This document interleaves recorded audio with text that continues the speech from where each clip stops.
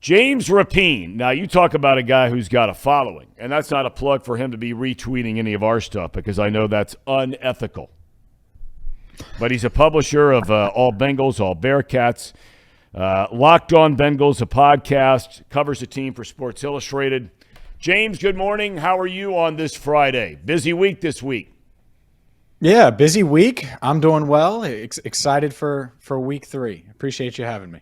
What are your thoughts on that conversation, just very quickly, because you are a big Twitter guy. You have a huge following, somewhere in the neighborhood of, what am I looking at here? I don't know, 27, 28,000 followers on Cincinnati Bengals Talk at YouTube. Is that accurate, the information they're giving me, that you don't ask other people to do that? Normally not. I think it's a little different when you're launching something new and you want to get it out there and you want to get the word out. So I think that matters a little bit. But, yeah, it's not like I'm asking for retweets. I appreciate them, and I hope I get a ton of them now because of this conversation. But, yeah, it's not something that I do normally. Okay. All right. So now we're up to speed. Let me start with Collins. Where is he? He did not practice. I guess his back is bothering him a little bit. Again, something that certainly plagued him during training camp and the preseason. Do you suspect he will start and play Sunday in New York? I do. If I had to make that guess, prediction, whatever you want to say right now, I think he plays, he suits up, and this could be about resting that back. Because if you watch him the first 2 weeks, and a lot of people have been critical of him, and I get that, and you can find that in a lot of places, but he did deal and was dealing with a back issue during training camp, and he looks stiff. And it's not just me who says that. It's a lot of film analysts that watch offensive line play for a living. They say that he looks stiff. He's not moving as well. Well, anybody that's had any sort of back issue knows that could be part of it. So maybe resting Wednesday, Thursday, and then he is expected to practice today. We'll see if he's out there. Maybe that'll do his back some good because obviously expectations, he hasn't met those expectations, put it that way, in the first 2 weeks. In your opinion, James, has any offensive lineman yet met expectations? Because it's easy to criticize the whole group, and I've been very critical, like many others, to criticize the whole group. I know Pro Football Focus had some relatively high marks for Volson, at left guard. But is there anybody on that offensive line that after you go back and watch some of the game tapes and the coach's film, et cetera, that you could say is playing up to standard so far? I actually think the interior has done a pretty solid job. Yeah. And they're going to be challenged again this week with Quinnen Williams of the Jets. So we'll see how I feel at Sunday at about 4:30 Eastern. But, yeah, I think that Cordell Volson has exceeded my expectations. Is certainly in week 2. In week 1, I thought he did enough. He didn't kill the Bengals, right? And he's a 4th-round rookie from North Dakota State. So you take that. Ted Karras has exceeded my expectations. He's been, in my eyes, the best free agent addition from an offensive line standpoint, and probably their best free agent addition up to this point. And that's no knock on Alex Kappa. I think Kappa's been good. But everything you're getting with Karras isn't just performing well. He hasn't allowed a sack, according to PFF.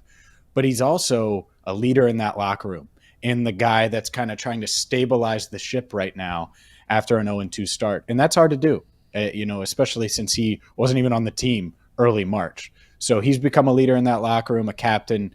And so I like the interior. I think the interior is fine. It's the 2 tackles that have had tough matchups, but have also struggled in 2 weeks. That's where I was going with my next question before you brought it up, because the only player who is back as a starter along that offensive line from last year is the former number 1 pick out of Alabama, Jonah Williams. Mm-hmm. What are your thoughts on his play even last year, but now moving into this year? High expectations for him when he first came out, had the injury early on. Where do you think he is at the end of the day? Last year was his first fully healthy season, and I thought he performed pretty well overall considering the circumstances. It wasn't like, the offensive line as a whole was good last year, as we know.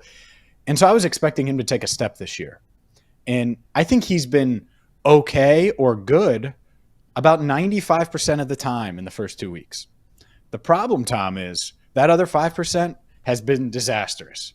The sack fumble week 1 against the Steelers, another potential sack fumble last week that didn't result in that. It's just been really ugly whiffs and breakdowns.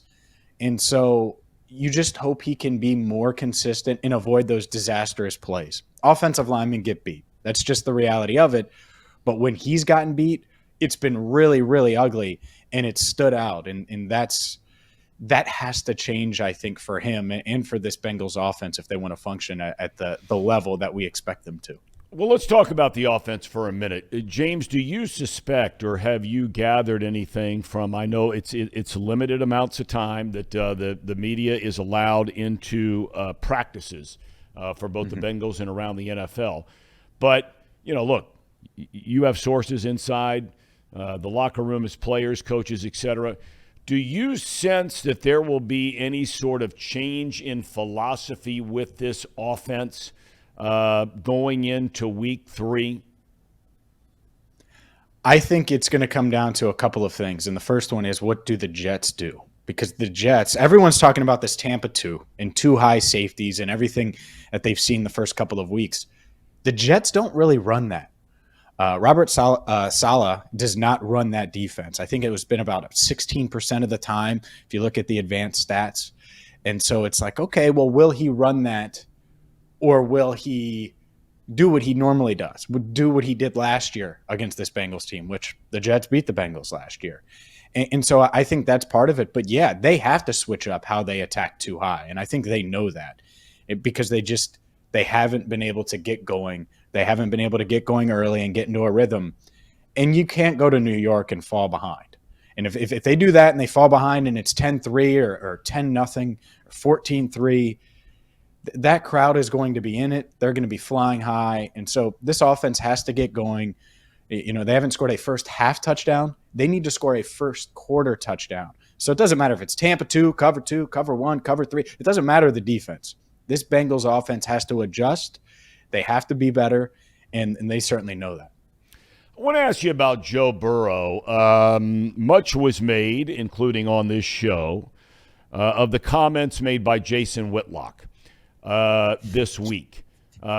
Joe Burrow had already wiped out his social media accounts, and it was misrepresented in some circles that he did it on the heels of the critique made by Jason Whitlock. Do you think Joe Burrow ever hears any of that noise or is aware of any of that or cares about any of that, is affected by any of that? I know that's a lot of things rolled into one, but what are your thoughts about that? I'm sure some things get to him, not many, because he's been in the spotlight for 4 years now, right, when you go back to the LSU days. So I think his friends and family know why send it to him. I think he is good about putting blinders on. Now, he is going to see some of it. It's impossible not to. As far as it affecting him, I don't think so. I don't think he gives a damn about what Jason Whitlock says or what I say or what anybody says. Not that I'm putting myself in the same category as what he said this week, because the Jason Whitlock stuff was ridiculous. But, yeah, I think Burrow is good at putting blinders up.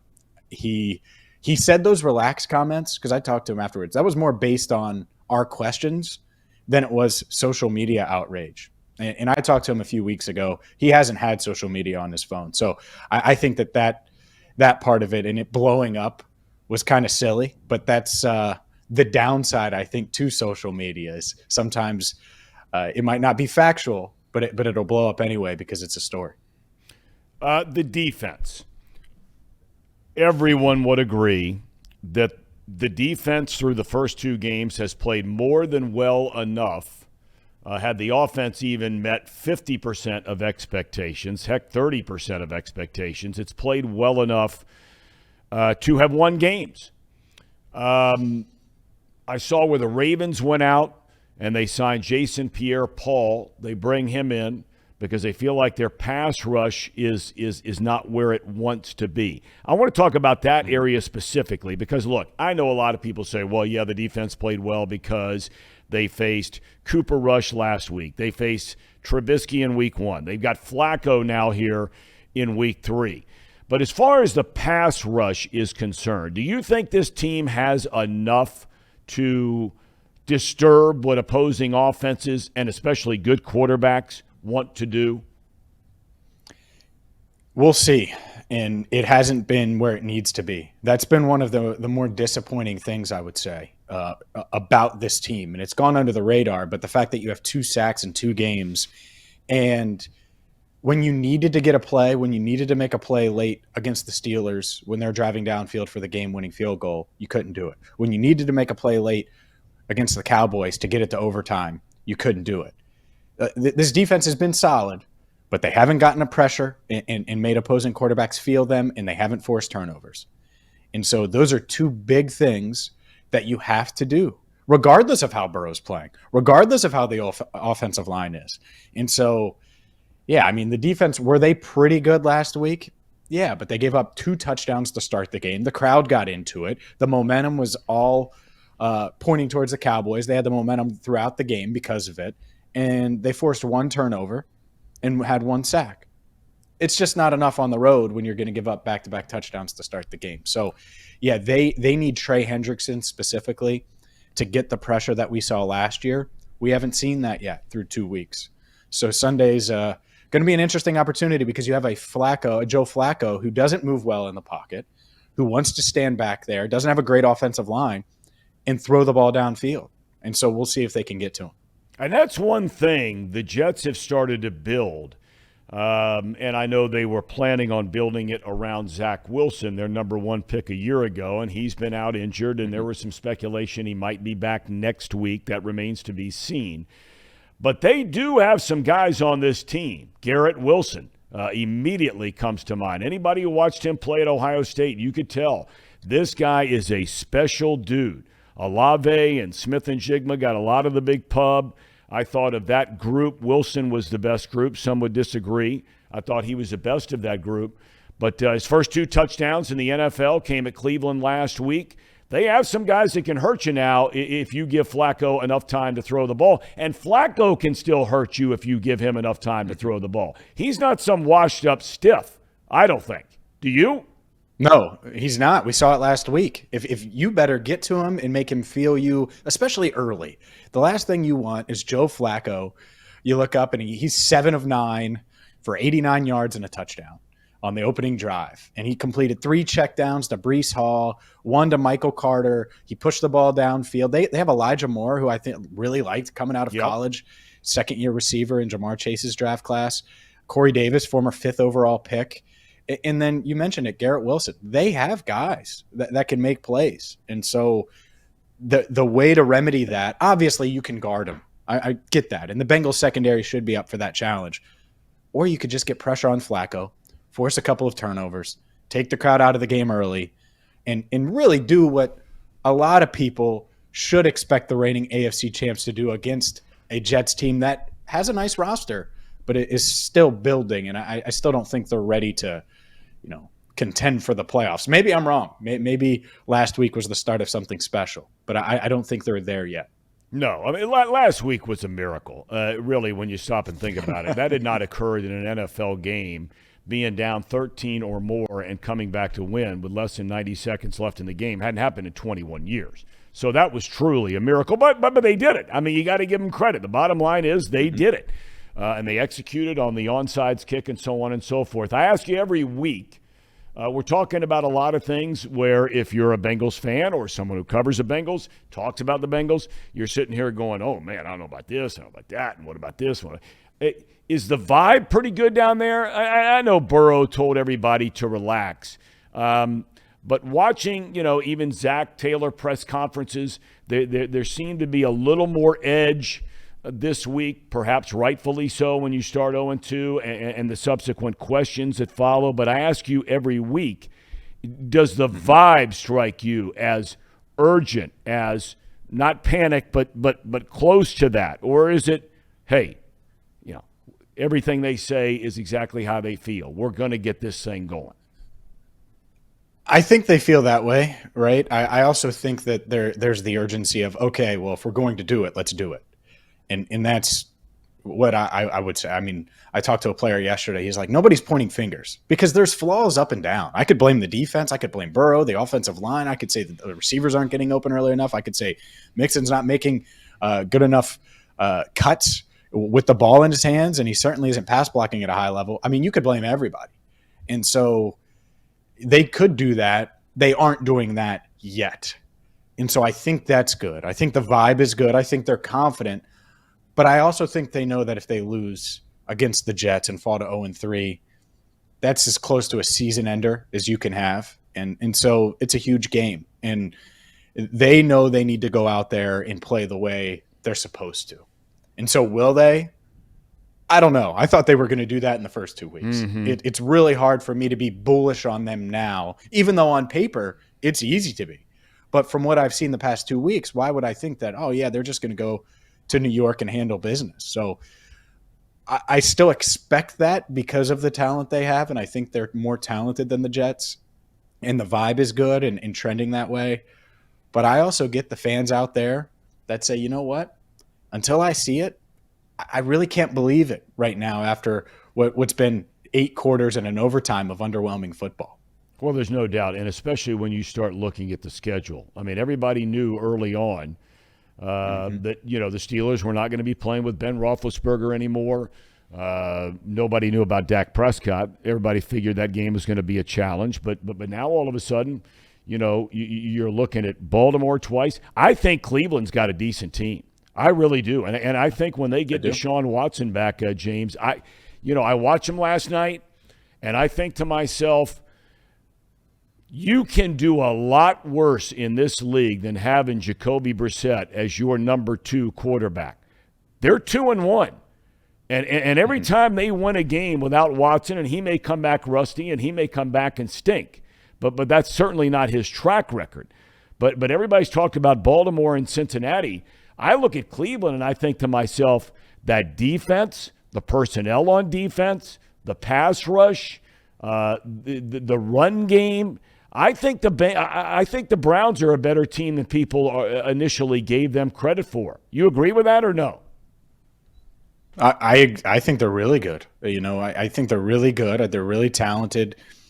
And Amari Cooper's gotten going. I still think they could use a second receiver there. But when you have Nick Chubb and Kareem Hunt, that helps hide that. That'll help hide some of the shortcomings that Jacoby Brissett has. It's quarterback's best friend. That'll help hide Deshaun Watson's rustiness. And he probably will be rusty when he comes back.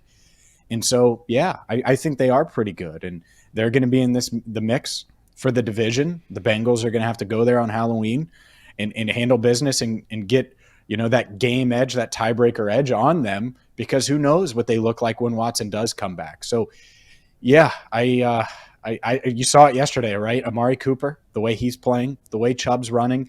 Kareem Hunt wasn't even a big part of it, and he's one of the best pass-catching backs in the NFL. Mm-hmm. So they have weapons, and they were able to use them to beat a Pittsburgh team that I think is okay. But now I think, man, you look back at that week 1, and we're going to do the same with week 2 against the Cowboys. And it's just like, how did you lose to the Steelers? And 18 things went wrong, but, they shouldn't have lost that game. No, you're spot on. I found myself, and I think a lot of Bengals fans, like you, like me, many, many other thousands and tens of thousands, they watch that Steeler team, and they just say, how in the world do you lose that game against that team? Now, Watt was there, until he got hurt. But, yeah, that's one I anyway. You're traveling when? Today, tomorrow, when you heading to New York? Are you staying in New York or are you staying out in Jersey? Jersey. Definitely Jersey. But, yeah, traveling tomorrow, going down to Paycor Stadium here shortly. We'll get the latest on Lyle Collins. So we'll see, if he's able to suit up and practice today. I think he will, but we'll see. But, look, Tom, it's a must-win. As weird as it sounds in Week 3, you can't fall to 0-3 if you're the Bengals.